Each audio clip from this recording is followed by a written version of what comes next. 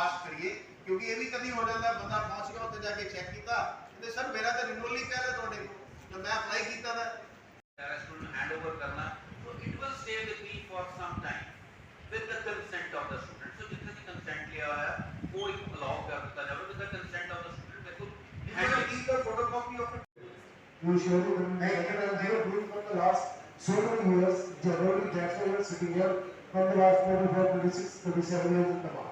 ਜੋ ਲਾਅ ਹੈਗਾ ਸਾਡਾ ਪੰਜਾਬ ਟਰੈਵਲ ਪ੍ਰੋਫੈਸ਼ਨਲ ਐਕਟ ਉਹਦੇ ਰਿਗਾਰਡਿੰਗ ਸਾਰਾ ਬਰੀਫਿੰਗ ਦਿੱਤੀ ਆ। ਵੈਸੇ ਤਾਂ ਚਲੋ ਸਾਨੂੰ ਸਾਰੀਆਂ ਗੱਲਾਂ ਪਤਾ ਹੀ ਸੀ, ਬਟ ਅਸੀਂ ਆਪਣੀਆਂ ਕੁਝ ਜੋ ਮੁਸ਼ਕਿਲਾਂ ਹੈਗੀਆਂ ਉਹਨਾਂ ਨੂੰ ਐਕਸਪਲੇਨ ਕੀਤੀਆਂ ਔਰ ਉਹਨਾਂ ਨੇ ਅਸ਼ੋਰੈਂਸ ਦਿੱਤੀ ਆ ਵੀ ਅਸੀਂ ਉਹਨਾਂ ਨੂੰ ਹੱਲ ਕਰਾਂਗੇ। ਜਿਹੜਾ ਸਰ ਦੇਖਿਆ ਜਾਏ ਪਿਛਲੇ ਕਈ ਦਿਨਾਂ ਤੋਂ ਟਰੈਵਲ ਏਜੰਟ ਵੱਲੋਂ ਕਈ ਠੱਗੀਆਂ ਮਾਰੀਆਂ ਜਾ ਰਹੀਆਂ ਹੈਗੀਆਂ ਬਾਹਰ ਜਾਣ ਦੇ ਲੋਕਾਂ ਕੋਲ, ਅਤੇ ਇਸ ਦੇ ਜਿਹੜੇ ਸਹੀ ਟਰੈਵਲ ਏਜੰਟ ਆ ਉਹਨਾਂ ਨੂੰ ਮੁਸ਼ਕਿਲਾਂ ਦਾ ਸਾਹਮਣਾ ਕਰਨਾ ਪੈ ਰਿਹਾ। ਕਿੱਦਾਂ ਹੁਣ ਕੱਲ੍ਹ ਹੀ ਪੁਲਿਸ ਵੱਲੋਂ ਸਾਰੇ ਏਜੰਟਾਂ ਦੀ ਰੇਡ ਹੋਈ ਹੈ, ਉਸ ਦੇ ਕਾਰਨ ਜਿਹੜੇ ਕਿਹੜੀ ਮੀਟਿੰਗ ਬੁਲਾਈ ਗਈ ਇਸ ਬਾਰੇ। ਦੇਖੋ ਜਿਹੜੇ ਰੇਡਸ ਹੈਗੇ ਆ ਉਹ ਹੋ ਰਹੇ ਆ ਜਿਹਨਾਂ ਕੋਲ ਲਾਇਸੈਂਸ ਹੈਗੇ ਆ, ਚਲੋ ਕਿਸੇ ਦਾ ਰਿਨਿਊਅਲ ਵਾਸਤੇ ਗਿਆ ਆ ਉਹ ਤਾਂ ਆ ਜਾਏਗਾ, ਬਟ ਮੇਰੇ ਖਿਆਲ ਦੇ ਵਿੱਚ ਰੇਡਸ ਉਹਨਾਂ ਦੇ ਕਰਨੇ ਚਾਹੀਦੇ ਜਿਹਨਾਂ ਕੋਲ ਲਾਇਸੈਂਸ ਹੈ ਨਹੀਂ, ਔਰ ਉਹ ਬਹੁਤ ਨੰਬਰ ਵੱਡਾ ਹੈਗਾ। ਪੁਲਿਸ ਨੂੰ ਉਹਨਾਂ ਦੀ ਅਵੇਅਰਨੈਸ ਵੀ ਹੈਗੀ ਹੈ, ਬਟ ਪੁਲਿਸ ਨੂੰ ਚਾਹੀਦਾ ਵੀ ਉਹਨਾਂ ਨੂੰ ਜਾਂ ਪਿੰਡਾਂ ਦੇ ਵਿੱਚ ਜਾਂ ਛੋਟੇ ਕਸਬਿਆਂ ਦੇ ਵਿੱਚ ਜਾ ਕੇ ਉਹਨਾਂ ਨੂੰ ਪਕੜ ਲਿਆ। ਜਿਹੜੇ ਇੱਥੇ ਆਫਿਸਿਸ ਹੈਗੇ ਆ ਤਕਰੀਬਨ ਸਾਰੇ ਕੋਲ ਲਾਇਸੈਂਸ ਹੈਗਾ, ਉਹਨਾਂ ਨੂੰ ਤੰਗ ਨਹੀਂ ਕਰਨਾ ਚਾਹੀਦਾ ਜਿਹੜੇ ਜੈਨੂਇਨ ਹੈਗੇ। ਜਿਹੜੇ ਤੁਸੀਂ ਠੀਕ ਹੈ ਕਿ ਕਈ ਤੇ ਬੋਰਡਾਂ ਦੇ ਉੱਤੇ ਵਿਦ ਲਾਇਸੈਂਸ ਵੀ ਲਗਾ ਦਿੰਦੇ ਨੇ, ਸਾਡੇ ਕੋਲ ਲਾਇਸੈਂਸ ਹੈਗਾ ਵਾ, ਅਤੇ ਜਦੋਂ ਲੋਕ ਜਾਂਦੇ ਨੇ ਕਿਦੋਂ ਸ਼ਿਕਾਰ ਹੋ ਜਾਂਦੇ ਨੇ ਮੀਡੀਆ ਸਾਹਮਣੇ ਕਈ ਦੇਖਦੇ ਹੋ ਖਬਰਾਂ ਕਿੱਥੇ ਕਈ ਲੱਖਾਂ ਰੁਪਈਆ ਲੈ ਕੇ ਜਿਹੜੇ ਭੱਜ ਜਾਂਦੇ ਹੈਗੇ ਆ। ਦੇਖੋ ਇਹਦੇ ਵਿੱਚ ਤਾਂ ਪਹਿਲਾਂ ਤਾਂ ਪਬਲਿਕ ਨੂੰ ਅਵੇਅਰਨੈਸ ਦੇਣੀ ਚਾਹੀਦੀ ਆ, ਪਬਲਿਕ ਨੂੰ ਆਪ ਅਵੇਅਰਨੈਸ ਹੋਣੀ ਚਾਹੀਦੀ ਵੀ ਜਿਹਦੇ ਕੋਲ ਅਸੀਂ ਜਾ ਰਹੇ ਹਾਂ ਲਾਇਸੈਂਸ ਹੋਲਡਰ ਹੈ ਜਾਂ ਨਹੀਂ। ਜੇ ਉਹਦੇ ਕੋਲ ਲਾਇਸੈਂਸ ਹੈਗਾ ਤਾਂ ਫਿਰ ਉਹਨਾਂ ਨੂੰ ਉਹਦੇ ਕੋਲ ਜਾ ਕੇ ਆਪਣਾ ਪਾਸਪੋਰਟ ਦੇ ਪੈਸੇ ਦੇਣੇ ਚਾਹੀਦੇ। ਜੇ ਲਾਇਸੈਂਸ ਹੋਲਡਰ ਹੀ ਹੈ ਨਹੀਂ ਕਿ ਕੀ ਨਾਮ ਆਪਣਾ ਕਿਹੜਾ ਟਰੈਵਲ ਏਜੰਟ ਤੋਂ, ਅਤੇ ਅੱਜ ਜਿਹੜੀ ਮੀਟਿੰਗ ਕੀਤੀ ਕੀ ਆਪਣਾ ਮੇਨ ਮਕਸਦ ਰੱਖਿਆ ਗਿਆ ਆਪਣਾ? Actually, I belongs to the Association of Consultant for Overseas Study, ACOS, ਤੇ ਅਸੀਂ ਬੜੇ ਸ਼ੁਰੂ ਤੋਂ ਇਸ ਚੀਜ਼ ਨਾਲ ਜੁੜੇ ਜਦੋਂ ਲਾਇਸੈਂਸ ਆਇਆ ਵੀ ਸੀਗਾ ਤਾਂ ਵੀ ਅਸੀਂ ਇੱਥੇ ਜਾ ਕੇ ਚੰਡੀਗੜ੍ਹ ਸੈਕਟਰ ਜਾ ਕੇ ਜਿਵੇਂ ਵੀ ਲਾਅ ਦੇ ਵਿੱਚ ਚੇਂਜਸ ਪਹਿਲਾਂ ਤਾਂ ਅਸੀਂ ਨਾਮ ਹੀ ਇਹਦਾ ਚੇਂਜ ਕਰਾਇਆ ਸੀਗਾ ਹਿਊਮਨ ਸਮਗਲਿੰਗ ਐਕਟ ਤੋਂ ਲੈ ਕੇ ਸੀਗੇ ਟਰੈਵਲ ਕਰਵਾਇਆ ਸੀਗਾ ਤਾਂ ਕਿ ਇਹਦੇ ਲਾਇਸੈਂਸ ਦਾ ਨਾਮ ਠੀਕ ਹੋ। ਇਹ ਜਿਹੜੀ ਮੀਟਿੰਗ ਸੀਗੀ ਅੱਜ ਇਸ ਕਰਕੇ ਸੀਗੀ ਕਿ ADC ਸਾਹਿਬ ਚਾਹੁੰਦੇ ਨੇ ਇੱਥੇ ਸਾਰੇ ਬੰਦੇ ਐਥੀਕਲੀ ਔਰ ਜੈਨੂਅਨ ਕੰਮ ਕਰਨ, ਅਤੇ ਅਸੀਂ ਸਾਰਿਆਂ ਨੂੰ ਇਸ਼ੋਰ ਕੀਤਾ ਵਾ definitely we are with the department. ਅਸੀਂ ਆਪ ਚਾਹੁੰਦੇ ਹਾਂ ਵੀ ਅਸੀਂ ਸਹੀ ਕੰਮ ਕਰੀਏ ਕਿਉਂਕਿ ਇੰਨੇ ਸਾਲਾਂ ਨੂੰ ਕਰਦੇ ਆ ਅੱਗੇ ਵੀ ਕਰਾਂਗੇ। ਅਸੀਂ ਡਿਪਾਰਟਮੈਂਟ ਨੂੰ ਜੋ ਮੈਕਸਿਮਮ ਸਪੋਰਟ ਚਾਹੀਦੀ ਸਾਡੇ ਕੋਲ ਚਾਹੀਦੀ। ਸਰ ਆਈ ਥਿੰਕ ਕਿਉਂ ਸ਼ੋਰ ਮਚਦਾ ਰਹਿੰਦਾ ਕਿ ਟਰੈਵਲ ਏਜੰਟ ਠੱਗੀ ਕਰਦੇ ਆ ਜਾਂ ਛਾਪੇ ਪੈਂਦੇ ਆ ਫਿਰ ਉਹ ਹੰਗਾਮਾ ਹੁੰਦਾ, ਕੀ ਮਾਮਲਾ ਸਾਰਾ ਵਾ? ਪਤਾ ਕੀ ਹੈ ਜੀ, ਟਰੈਵਲ ਏਜੰਟ ਜਿਹੜਾ ਹੈ ਨਾ ਇੱਕ ਨਾਮ ਹੈ ਤਾਂ ਨਾਮ ਆਲਰੇਡੀ ਇਹ ਜਿਹੜਾ ਜ਼ਿਆਦਾ ਫੈਲ ਚੁੱਕਿਆ, ਉਹਨਾਂ ਲੱਗਦਾ ਟਰੈਵਲ ਏਜੰਟ ਕਰਦੇ ਹੀ ਗਲਤ ਕੰਮ। ਹੁਣ ADC ਸਾਹਿਬ ਨੇ ਆਪ ਕਿਹਾ ਵਾ ਕਿ ਤੁਸੀਂ ਜਿਹੜੇ ਬੈਠੇ ਇਹਦੇ ਲਾਇਸੈਂਸ ਹੋਲਡਰ ਤੁਸੀਂ ਸਾਰੇ ਨੋਬਲ ਕਾਜ਼ ਕਰਦੇ ਹੋ, ਤੁਸੀਂ ਲੋਕਾਂ ਦੀ ਲਾਈਫ ਸੈਟਲ ਕਰਦੇ ਪਏ ਆ, ਬੱਚੇ ਦੇ ਪ੍ਰੋਪਰ ਮੁਕਾਮ 'ਤੇ ਪਹੁੰਚਾਉਂਦੇ ਪਏ। ਸੋ ਟਰੈਵਲ ਏਜੰਟ ਉਹ ਕਰਨ ਜਿਹੜੇ ਕਿ ਲਾਇਸੈਂਸ ਨਹੀਂ ਹੈਗੇ, ਜਿਹੜਾ ਕੋਲ ਆਫਿਸ ਨਹੀਂ ਹੈਗਾ, ਆਪਾਂ ਉਹਨਾਂ ਨੂੰ ਟਰੈਵਲ ਏਜੰਟ ਕਹਿ ਸਕਦੇ ਜਿਹੜੀ without licence. We are consultant, we are teachers, we are the hire cell. Sir ਤੁਸੀਂ ਚਾਹੁੰਦੇ ਹੋ ਜਿਹੜੇ ਨਹੀਂ ਆ ਇਨਲੀਗਲ ਆ ਉਹਨਾਂ ਨੂੰ ਕਾਰਵਾਈ ਹੋਣੀ ਚਾਹੀਦੀ ਹੈ? ਕੋਈ ਇਲੀਗਲ ਜਿਹੜੀ ਕਾਰਵਾਈ ਹੋਣੀ ਚਾਹੀਦੀ, ਉਹ ਲਾਇਸੈਂਸ ਨਹੀਂ ਉਹ ਕਾਰਵਾਈ ਤਾਂ ਵੈਸੇ ਹੋਣੀ ਚਾਹੀਦੀ ਹੈ। ਅਸੀਂ ਦੇਖੋ ਡਿਪਾਰਟਮੈਂਟ ਨੂੰ ਕਿ ਮੈਂ ਮੰਨਦੇ ਹੋ ਨਾ ਕਿ ਤੁਸੀਂ ਕਿ ਇਹਨਾਂ ਕਰਕੇ ਕਿ ਜਿਹੜੇ ਸਹੀ ਵੀ ਉਹ ਵੀ ਮੈਂ ਤੰਗ ਹੋ ਰਹੇ। ਜਿਹੜੇ ਸਹੀ ਬੰਦੇ ਜਿਹੜੇ ਕੋਲ ਲਾਇਸੈਂਸ ਲੈ ਕੇ ਬੈਠੇ ਆ, ਠੀਕ ਹੈ ਕਿ ਉਹਨਾਂ ਲਈ ਵੀ ਇਹ ਉਹਨਾਂ ਨੂੰ ਦਿੱਕਤ ਆ ਰਹੀ ਆ। ਡਿਪਾਰਟਮੈਂਟ ਜਾ ਕੇ ਉਹਨਾਂ ਨੂੰ ਚੈੱਕ ਕਰਨਾ ਦਿਖਾਓ ਜੀ ਲਾਇਸੈਂਸ ਦਿਖਾਓ। ਜਲੰਧਰ ਕਿੰਨੇ ਲਾਇਸੈਂਸ ਧਾਰਕ ਹੈਗੇ ਆ ਟੋਟਲ? ਐਸਾ ਅਰਾਊਂਡ 1400 ਦੇ ਕਰੀਬ ਆਉਂਦੇ, ਅਤੇ ਆਫਿਸ ਦਾ ਮੇਰੇ ਖਿਆਲ ਸ਼ਾਇਦ 2500 ਦੇ ਕਰੀਬ ਹੈਗੇ ਆ ਸ਼ਾਇਦ। 2500 ਕਰੀਬ ਜਿਹੜੇ ਹੈ। ਦੇਖੋ ਅਸੀਂ ਤਾਂ ਆਪ ਡਿਪਾਰਟਮੈਂਟ ਕਹਿੰਦੇ ਆ ਕਿ ਤੁਹਾਡੇ ਕੋਲ ਲਿਸਟ ਹੈਗੀ ਆ ਕਿਹੜੇ ਕਿਹੜੇ ਬੰਦੇ ਕੋਲ ਲਾਇਸੈਂਸ ਹੈ।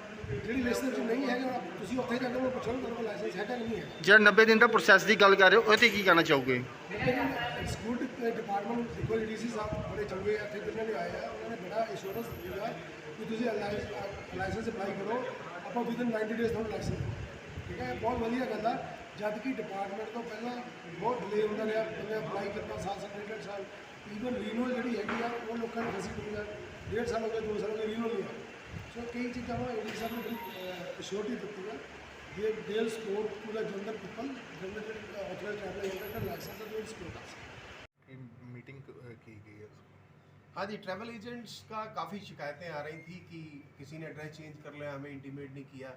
तो we wanted a interaction session जिसमें हमने उनको एक्ट के बारे में थोड़ा बताया, ब्रीफ किया कि जब भी आप कोई डिस्ट्रिक्ट में लाइसेंस लेते हैं और दूसरे डिस्ट्रिक्ट में अगर आपको ऑफिस खोलना है तो आपको पहले इंटीमेट करना होगा डीएसी में आके, लाइसेंसिंग अथॉरिटी को इंटीमेशन के बाद once you receive the acknowledgement उसके बाद ही आप ऑफिस खोल सकते हैं। अदरवाइज आपका लाइसेंस जो है सस्पेंड कर सकते हैं, ऑब्लिक कैंसिल किया जा सकता है। तो इस तरह का, और उनको बताया गया था कि आपको अपना कम से कम 5 साल का जो हम लाइसेंस उनको बना के देते हैं तो 5 साल का रिकॉर्ड रखना है क्लाइंटेल का, कि कब कब किस किस बच्चे को भेजा आपने, कितनी फ़ी चार्ज की। तो उसको एक अगर एक तरफ ये नोबल प्रोफेशन भी है कि आप बच्चों को पढ़ने के लिए बाहर भेज रहे हैं, बच्चे अच्छे सेटल हो रहे हैं, तो दूसरी तरफ उनको ये भी बताया कि आप देखिए बहुत सेंसिटिव भी है आपका काम, कि ये ह्यूमन स्मगलिंग में भी टर्न हो सकता है अगर आप कोई गलत इस तरह की हरकत करते हैं। तो उस तरह का एक इंटरेक्शन था 2 वे विच वाज वेरी यूज़फुल, और उनको ये हिदायतें दी हैं कि इस तरह से आपका जिसको अपना एड्रेस चेंज करना है हमें इंटीमेट करें, कमर्शियल कॉम्प्लेक्स में अपना काम करें और सही तरीके से अपना काम करें, कि हमें आपके प्रीमिसेस पे फालतू की रेड फिर ना करनी पड़े और लाइसेंस कैंसिल ना करने पड़े। ਸਰ ਕਿਦਾਂ ਇਹ ਤਾਂ ਹੋ ਗਿਆ ਕਿੰਨਾ ਨਾ ਤੁਸੀਂ ਲਾਇਸੈਂਸ ਸੀ ਉਹਨਾਂ ਨਾਲ ਮੀਟਿੰਗ ਕੀਤੀ ਗਈ, ਕਿਹੜੇ ਬਗੈਰ ਲਾਇਸੈਂਸ ਤੋਂ ਚੱਲ ਰਹੇ ਨੇ ਉਹ ਲੋਕਾਂ ਦੇ ਨਾਲ ਠੱਗੀਆਂ ਕੀਤੀਆਂ ਜਾ ਰਹੀਆਂ, ਤੇ ਲੋਕਾਂ ਨੂੰ ਕੀ ਮੈਸੇਜ ਹੈ ਤੇ ਉਹਨਾਂ ਨੂੰ ਕੀ ਮੈਸੇਜ ਹੈਗਾ ਤੁਹਾਡਾ? लोगों को मैं यही कहना चाहूँगा कि आप लोग जो हैं हमारी साइट के ऊपर जो इमिग्रेशन कंपनीज को हमने लाइसेंस दिए हैं वो उनके नाम वहाँ पे हैं, आप उन्हीं को कंसल्ट करें, उन्हीं के थ्रू अपनी एप्लीकेशन जो है वो लगवाएं। लेकिन एट द अदर एंड अगर जो जिनके पास लाइसेंस नहीं है वो इस तरह से काम कर, उनको बिल्कुल अलाउड नहीं है जिसके पास लाइसेंस नहीं है, and will take very strict action. और एक टीम बना ली गई है, ऑलरेडी एक टीम बना ली गई है जो जल्दी फील्ड में उतरेगी, और जिसके पास लाइसेंस नहीं है उसके खिलाफ FIR दर्ज की जाएगी, सर स्ट्रिक्ट एक्शन लिया अपनी साइट बता दीजिए कि किस पे चेक करना है लोगों को। They can come on my DAC site, DC deputy commissioner Jalandhar की साइट के ऊपर सारा डेटा पड़ा है सर इमिग्रेशन से। ਇੱਕ ਹੋਰ ਗੱਲ ਹੈ इमिग्रेशन की पंजाब की भी साइट है, पंजाब की साइट पे पूरा डेटा है। ਸਰ ਇੱਕ ਗੱਲ ਹੋਰ ਹੈ ਕਿਦਾਂ ਹੁਣ ਇੱਕ ਏਜੰਟ ਨੇ ਆਪਣੇ ਲਾਇਸੈਂਸ ਬਣਾ ਲਿਆ ਹੈਗਾ ਤੇ ਸੇਮ ਉਹ ਇੱਕ ਜ਼ਿਲ੍ਹੇ ਦੇ ਵਿੱਚ 2 ਲਾਇਸੈਂਸ ਬਣ ਸਕਦੇ ਨੇ? एक जिले में 2 लाइसेंस अगर 2 आइडेंटिटीज डिफरेंट है तो वो बना सकता है, वो बना सकता है। और कईयों का सर ये भी सामने आया कि एजेंट जो लाइसेंस है किसी काम का और काम कुछ और भी कर रहे हैं, लाइसेंस है आइलेट्स का और काम कर रहे हैं वर्क परमिट वगैरह का। वर्क परमिट का काम, वर्क परमिट के लिए हम लाइसेंस नहीं देते, हम लोग देते हैं कंसल्टेंसी के लिए, हम देते हैं कोचिंग के लिए और टिकटिंग के लिए। वर्क परमिट का जो लाइसेंस है नहीं देते, हम लोग देते हैं कंसल्टेंसी के लिए, हम देते हैं कोचिंग के लिए और टिकटिंग के लिए। वर्क परमिट का जो लाइसेंस है वो सेंट्रल गवर्नमेंट देती है, हम लोग लाइसेंस नहीं देते। Nobody can do it. ऐसा कोई काम यहाँ करता पाएगा without licence, then will take very strict action against that. Sir जो ट्रैवल लाइसेंस आपका अप्लाई होता है उसमें क्या क्या कर सकता है ट्रैवल एजेंट जो आपने अलग अलग तरह के 3 तरह के लाइसेंस हैं, जैसे टिकटिंग है, कंसल्टेंसी है। टिकटिंग हो गया, हाँ, और टिकटिंग, ट्रैवल एजेंट में क्या क्या कर सकते हैं? टिकटिंग, अपना ट्रैवल एजेंट इज टिकटिंग, नहीं, टिकटिंग। टिकटिंग का अलग लिखा